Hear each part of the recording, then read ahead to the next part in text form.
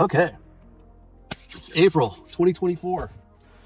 This is the upgraded version of the record packing video for LPs. I'm now going to use the 19 by 14 by 17 boxes from Walmart. The reason being, I can pack 2 LPs from one of these boxes. This box I think is like $1.60 now. So I start off by using the utility knife, cutting one seam open, and then I'd go for the middle seam here. I don't know if you can see that or not, camera. Then I have now 2 pads, or 2 pieces of the box. And now all I have to do is cut it one more time. And now I've got 4 pads, 2 larger pads and 2 skinnier pads. They're all the same length. These are long enough to wrap completely around an LP. In this case, I'm double boxing this record for a client, for a buyer. It's by this band called Wallius. So since they paid quite a bit of money for it, I'm basically upgrading the boxing on it. So I'm just basically going to use that entire box for this record. And since I've included an extra sleeve here, an extra 12-inch sleeve, I'm not going to worry about removing the record from that sleeve. So what I figured out is I cut about 4 inches off of one side here, and that'll be plenty room enough for this to wrap completely around an LP. On my board here, my cutter, I've got it lined up here for a 12.5-inch cut, which is perfect for an LP. Basically, an LP is just at 12.5 inches wide, 12.5 inches square. So I have to cut it on both sides to make sure they're square by lining it up with my eye. Now, if you're at home doing this with the straight edge, you can do the same thing. I just found this Boston 2618 paper cutter forever ago, and I've been using it for probably 10 years now. I've just marked it for different things here and there. Even the marks are starting to go, and even after I've re-sharpied them and refilled them back in. So I'm using the native crease on the cardboard itself, and I have a sewing wheel. It's to basically mark lines through sewing projects. You can get these at Walmart, and I just use some aluminum duct tape to gusset 2 thin pieces of, well, actually they're thicker pieces of aluminum that I found, and it helps with a good feel for this. You can get these plastic sewing wheels at Walmart usually. That's where I got this. I got a couple of them at the same time. You can also get them on Amazon, though I'm not quite exactly sure where they are now. Anyway, I'm going to go down and approximate the thickness of this record being, maybe that big. So I say 1/4 inch, and I just run the wheel across it like that. So then we get this, and I'll bring the record in and set it down, set it in that crease, and then take a pin. I'm using these precise V5 pins because they have a nice mechanical head on them, so you can get a really accurate scribe this line. Go over it again with the cutting wheel or the sewing wheel, and then again I'm going to approximate this cut because I do this all the time, as I've said in previous videos. And now you get this side looking like this, and this side's looking like this, and then they overlap in the center. I used to trim the centers, but I found it to be completely irrelevant, and it actually adds a little bit to the structure of the box later on if you have another couple layers. So I lay this back down here. I find out that it's just over 12.5 inches wide. It's basically, I always do it in like tenths, so I'll say 12.6 or 12.7 in my head so I can remember it. So this one is like 12.6 to 7, and then I'm going to take that other piece of cardboard that I cut, and be very careful too to remember where these handles that they perforate into these boxes go, because sometimes if you have to use this to perforate through this, it becomes a little messy unless you tape over it and then scribe your line. So I always try to make sure that wherever I'm going to do a fold, this thing lays in the flat and I don't have to scribe through it. So again, I'm doing the same thing with cutting a couple 3 inches off the edge, and I'm going to straighten this up like I did before. Always making sure that you've got plenty of space over here to trim this other edge, because you want this to definitely cover the box edge. And so now we're going to do the same. I'm going to line it up to, just guessing, it's like 12.75, which is 12 3/4. I'm going to use that as the reference. And there we go. So now again, coming back to where this perforated thing is. God, I wish they wouldn't do that with these boxes, but they do. I'm going to use again the native crease in the box. I'm going to take the previous wrap that I had here. I'm going to lay it down like this on top of it, pull this back towards me, and then scribe here, get me a little line going. And then I'm going to go through with my straight edge again, or my cutting wheel again. And now I've got another side to a box. And now, again, I have to go back through with the pen and get my mark on this side. So we have a mark there. And we have that. And then I've got this, the poly sleeve there is kind of in the way. So sometimes you have to tuck it under when you're marking. There we go. So now we have, some people would probably just go with this and be done with it, you know. I'm not that person, and I told the customer that I would double box it for them. So there we go. On one side you tape it tight, and here's the other side. Always make sure that the box is relatively square before you tape it.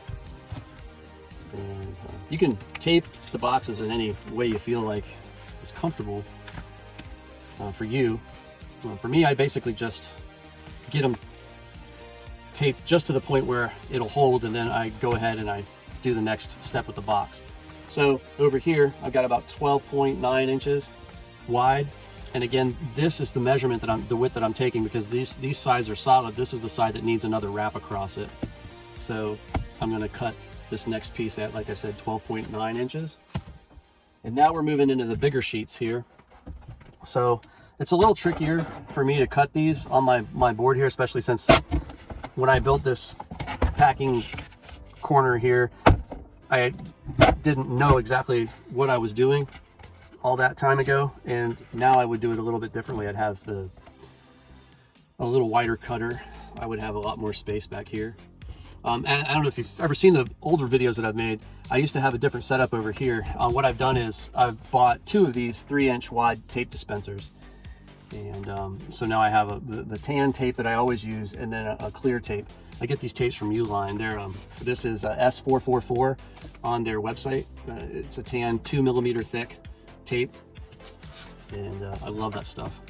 It works really, really well. It's got a good tack. I get a case at a time, so 36 rolls of tape, I think, it ends up being about $150 landed, so that means you're paying about $4 for a roll of that, but that roll will go a long way. So now I'm back to the 12.9 over here, so I'm lining it up 12.9, and again I have to flip these back and forth because my cutter isn't long enough. I do have another cutter at another location that is larger than this one, and it actually works better because I can cut larger pieces. But the problem is when you cut larger pieces and this arm is longer, it gets wobbly. Even if you keep it tightened, it gets wobbly, so your cuts sometimes don't come out as crisp because the arm travels. And it's just my observation. So now I'm taking this end again, I'm flipping the crease side down, and I'm pulling the box back, marking it again. And you can keep doing this. If you sold a record for, you know, obscene money and you want to make sure that it doesn't get damaged, you can do this process over and over until it's like cardboard that thick, and I mean it'll be indestructible almost, you know. So this process is scalable. I've used it to pack stereos before. I've used it to pack turntables. If you ever sell any sort of stereo equipment. And you see here what I did that time with the wheel is I just pushed it up against this edge because I don't want to snag the record with this edge or something if you're going across to make that score. So sometimes I use the graphics on this as literally a guide, and it works too in that way. But this way is much more accurate when you're using a pen. So anyway, now we can see the piece that I cut off this time from this big sheet is pretty close. You know, if I were to have this on here, you'd have an overlap. And so sometimes you have to not cut so much off of that big piece when you start, because if you cut too much off, then you're going to be short. So that's why I stick with about 3 inches, and that gives me room to work with in the future. And also takes into account the thickness that the box becomes. It just gets thicker and thicker as you go. So I'm going to do this one more time, because like I told the customer, I was going to double box it for him. And so now we're just at 13 inches. So 13 inches wide. And my last piece of cardboard.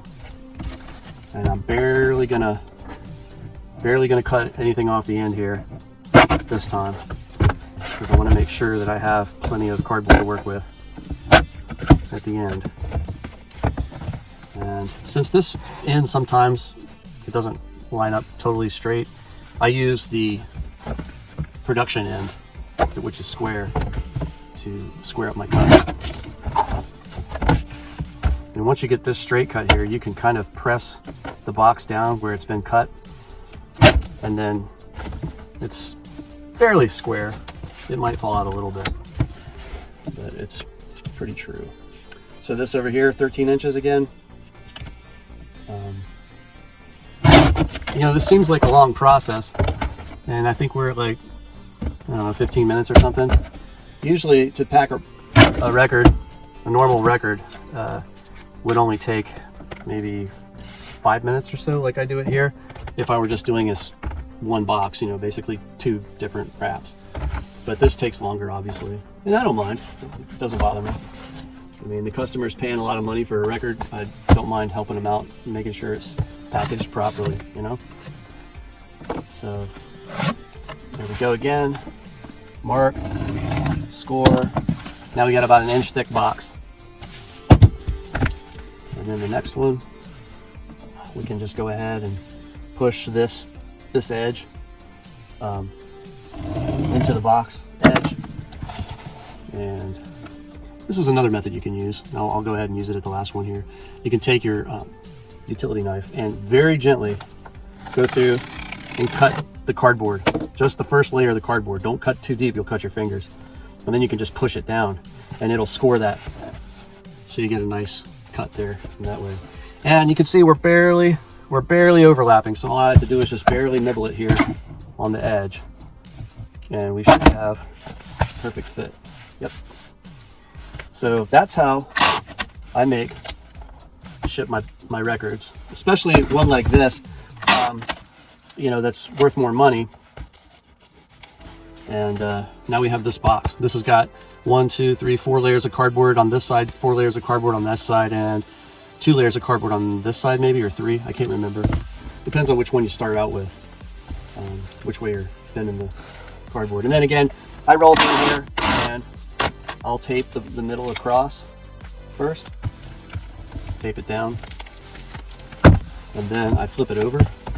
I don't know how much tape I'm using here. I use a lot of tape because when you're buying it in bulk, tape is cheap, and if this happens to go to the customer and has to sit on their doorstep in the rain, it will stay dry once I'm done here. And you'll see what I mean.